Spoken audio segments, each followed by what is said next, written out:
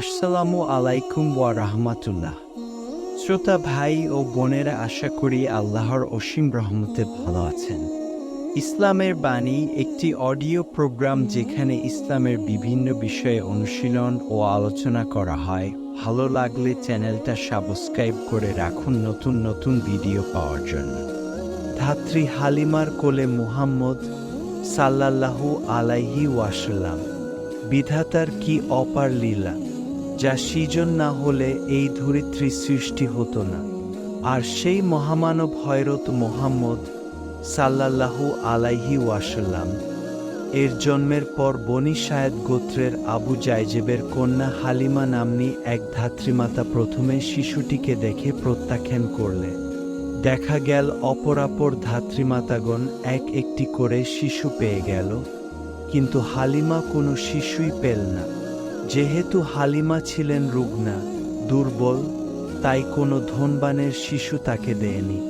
এদিকে শিশু হযরত রাসূলে করিম সাল্লাল্লাহু আলাইহি ওয়াসাল্লাম এর কপালে কোনো ধাত্রীমাতা মিলেনি।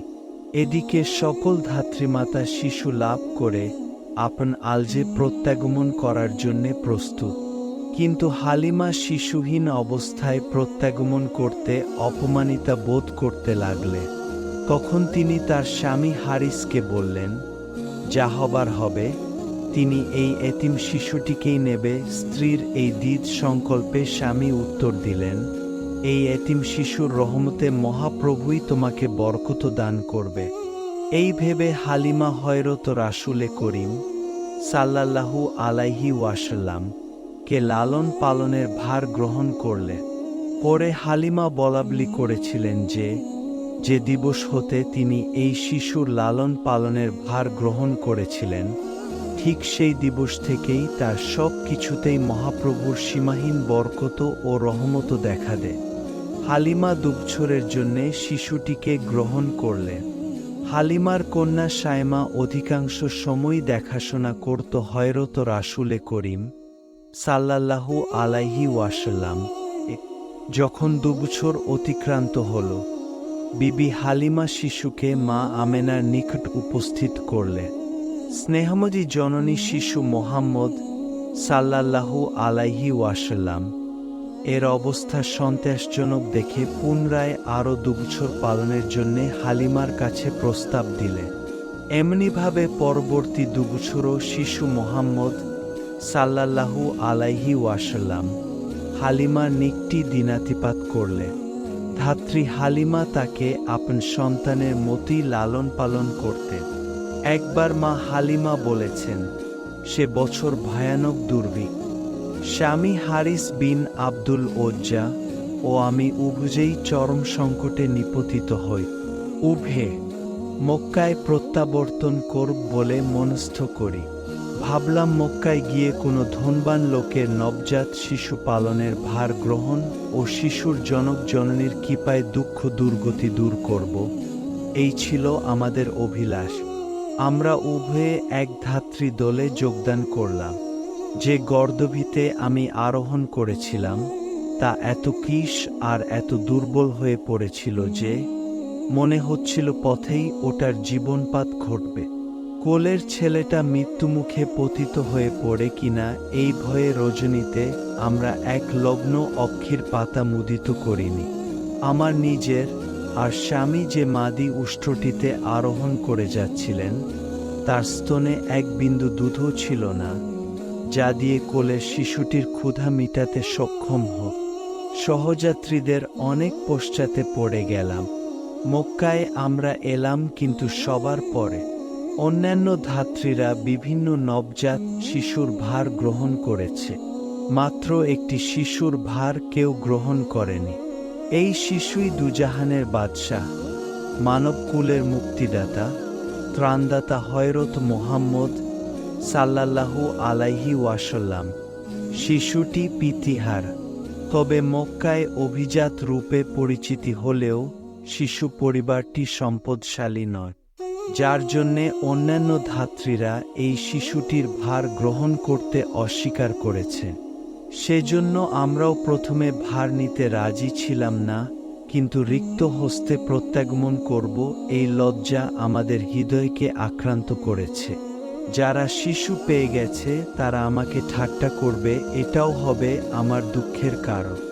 এছাড়া নবজাত শিশুটিকে দেখে যেন করুণায় হৃদয়টা ভরে উঠল, স্নেহে অন্তরটা যেন কানায় কানায় পূর্ণ হয়ে উঠল, নুজুগলেও যেন অদ্ভুতভাবে দুধ উদ্বেলিত হয়ে উঠল। তাই স্বামীকে বললাম, আল্লাহর নামে শপথ করে বলছি, শিশুটিকে গ্রহণের জন্যে হৃদয় আমার আকুল হয়ে উঠছে। যদিও শিশুটি পালন করতে কোনো পারিশ্রমিক পাব না, তবু যেন হৃদয় শিশুটির জন্যে ব্যাকুল হয়ে উঠছে। স্বামী উত্তরে বললেন, হালিমা, আমার মনে হয় তুমি ভুল পথে এগুচ্ছ না। ওই শিশুটির সাথে সাথে হয়তো মহাপ্রভুর রহমত ও বরকত আমার তাঁবুতে বর্ষণ হতে পারে। এ সময়ে আমি কোনো ক্রমে ধৈর্য ধারণ করতে পারছিলাম না। স্বামীর কথাও যেন শোনার সময় আমার ছিল না। এমনি উন্মাদিনী সাজে ছুটে গেলাম শিশুটির কাছে। তখন সে গাঢ় নিদ্রায় অভিভূত। তার কচি বক্ষের উপর স্তন অর্পণ করতেই তার মুখে মধুর হাসি ফুটে উঠল। সে আমার মুখের দিকে অক্ষি মেলে দৃষ্টি ফেলে।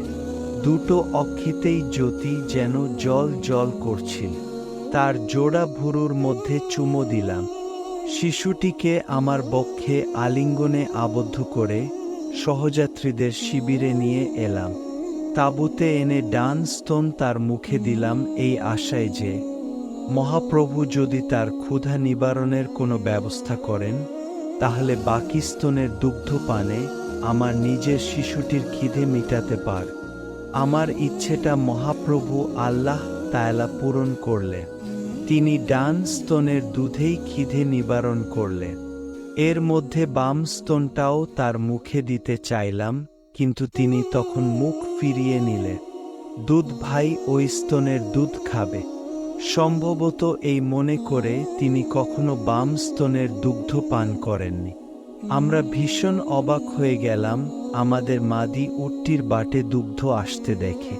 প্রত্যুষে উট স্তনে এক বিন্দু দুগ্ধ ছিল না।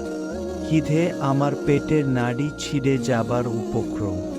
এর মধ্যে স্বামী উটটিকে দহন করে এমন পরিমাণ দুগ্ধ নিয়ে এলেন যে খিদে মিটেও অবশিষ্ট রইল। অনেক দিবস যাবৎ উদর ভরে খেতে পারিনি বলে অক্ষিতে নিদ্রা ছিল না। সেই রজনীতে মনের সুখে নিদ্রা গেলাম। পরদিন প্রত্যুষে নিদ্রা থেকে জাগ্রত হয়ে স্বামী বললেন, হে হালিমা, যে শিশুটি পালনের ভার গ্রহণ করেছ, তার উপর নিশ্চয়ই মহাপ্রভুর আশিস ও বরকত রয়েছে। শিশুটিকে নিয়ে উটভিতে আরোহণ করলাম।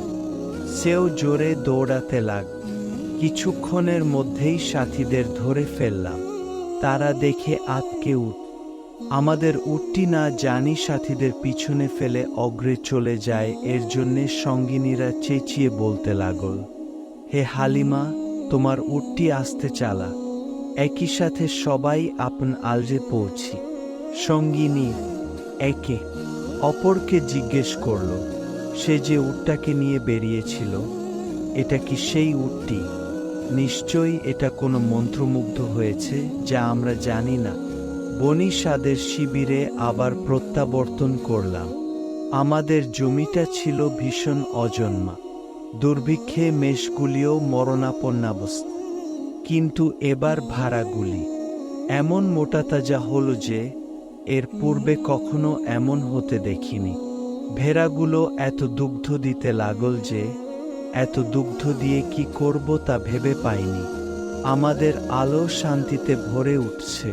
মোহাম্মদ ক্রমে দুবছরে পা ফেলে, আমিও তাকে মায়ের দুধ ছাড়ায়। ছেলেটি অন্যান্য ছেলের চলাফেরা থেকে সম্পূর্ণ পৃথক ও অস্বাভাবিক। 9 মাস বয়সেই সে এমনভাবে মধুর স্বরে কথা বলে যা শুনে আমরা সবাই মুগ্ধ হতাম। সে অত্যন্ত পরিষ্কার পরিচ্ছন্ন থাকতে ভালোবাসত। কথা খুব কম বলতে, কাঁদতেন খুবই কম। একমাত্র উলঙ্গ হয়ে পড়লে কাঁদতেন। রজনীতে নিদ্রা যেতে দেরি হলে তাকে নিয়ে তাঁবুর বাইরে আসতাম, সে একদৃষ্টে আকাশের পানে চেয়ে থাক। তাতে সে খুবই আনন্দ অনুভব করত। আকাশের রাশি রাশি তারাগুলি দেখে তৃপ্ত হবার পর তার অক্ষি দুটো নিমীলিত হত। এরপর নিগুদ নিদ্রায় চলে যেত। আমি তখন তাঁবুতে এসে শুইয়ে দিতাম বিছানা। দুবছর পূর্ণ প্রায়। মোহাম্মদকে জননীর অর্পণ করে দিতে হবে। আমেনাও সন্তান মোহাম্মদের জন্যে ব্যাকুল, কিন্তু হালিমাও মোহাম্মদের বিচ্ছেদ সহ্য করা দুরূহ মনে করছেন। বক্ষ ফেটে যেন চৌচির। মক্কায় এসেই হালিমা বিবি আমেনার পদতলে পড়ে হৃদয় বিদারক ক্রন্দন করে বলল, দেখুন বিবি আমেনা, আপনার শিশুটিকে বাদিয়ার আবহাওয়া কত সুস্থ রেখেছে। এখন সে হাঁটছে। বর্তমানে যদি আরবের এই উত্তপ্ত আবহাওয়ায় তাকে রাখা হয়, তাহলে একেবারেই মরে যাবে। হালিমার হৃদয় ফাটা প্রার্থনা আর পুত্রের স্বাস্থ্য সম্বন্ধে চিন্তা করে আমেনা উদ্বেলিত মাতৃ স্নেহের শ্বাসরোধ করেই হালিমার হস্তে আবার মোহাম্মদকে দিয়ে দিলেন। হালিমা প্রাণখোলা উল্লাসে মোহাম্মদকে বক্ষে আবদ্ধ করে তাঁবুতে ফিরে আসেন। মোহাম্মদ সাল্লাল্লাহু আলাইহি ওয়াসাল্লাম আবার ফিরে এলেন বনী সাদদের বাসভূমি বাদিয়া। সেখানকার দুধ ও মাখন, অনলে শেখা রুটি আর মেষ, উষ্ট্রের মাংস এসব পুষ্টিকর আহার যে তিনি অটুট স্বাস্থ্যের অধিকারী হয়ে উঠলেন। বাদিয়া ভূমি তাকে যে স্বাস্থ্য ও শক্তি দান করেছিল তা হযরতের জীবনে অনেক ক্ষেত্রেই কাজে এসেছিল। তাই প্রায়ই ছেলেবেলার অভিজ্ঞতার কথা স্মরণ করতেন আর বলতেন, মহান প্রভুর দুটো অনুগ্রহে আমি অনেক উপকৃত হয়েছি। প্রথমত, আমি জন্মেছি আরবের শ্রেষ্ঠ জাতি কোরাইশ বংশে, আর দ্বিতীয়ত, আমার শৈশব কেটেছে স্বাস্থ্যময় অঞ্চল বাদিয়ায়। হযরত বাদিয়ায় জায়বর ছেলেদের সাথে পশুপালন দেখতে, কিন্তু দুরন্ত বেদুডন ছেলেদের সাথে মিশতেন না। তিনি নির্জনে একা ঘুরে বেড়াতে পছন্দ করতেন। কেমন যেন পলকে 5টি বছর অতীত হয়ে গেল। হালিমার কাছে দুধ ভাইবোনদের সাথে মা হালিমার ছাগল পাল চড়িয়ে বেড়াতেন। কখনো কখনো মেষ পালক রূপে পর্বতে আরোহণ করতেন, আবার কখনো বা অজানার ভাবনা চিন্তায় বিভোর হয়ে পড়তেন।